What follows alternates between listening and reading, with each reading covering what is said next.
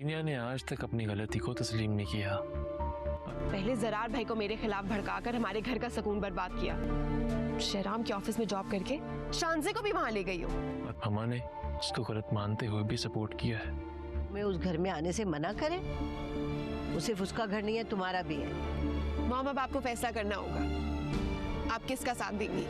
मेरे इन लॉस की हमदर्दी हासिल की और रही सही कसर कल मुझे बेइज्जत करवा के पूरी करनी, बेटे का या बेटी का।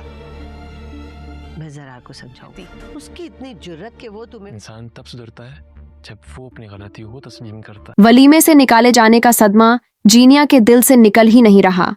वह इस बेइज्जती को भुलाने की लाख कोशिश करती है, लेकिन हर बार वही मंजर उसके सामने आ जाता है। इस लगातार मानसिक दबाव की वजह से वह डिप्रेशन का शिकार हो चुकी है और अपने साथ हुई हर परेशानी का जिम्मेदार फरियाल को मानने लगी है।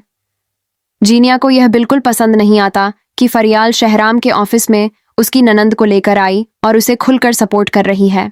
दूसरी तरफ जरार के वलीमे में फरियाल का आगे आगे रहना और महक का उसे खास अहमियत देना जीनिया के लिए और भी ज्यादा तकलीफदेह साबित होता है।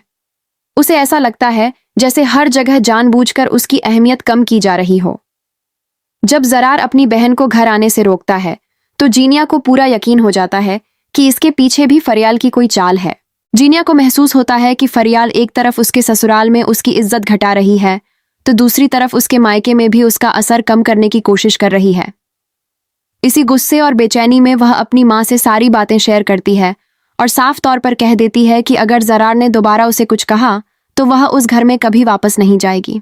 हैरानी की बात यह है कि उसकी माँ उसे समझाने की बजाय उसका साथ देती है और कहती है कि यह घर सिर्फ जरार का नहीं बल्कि उसका भी है।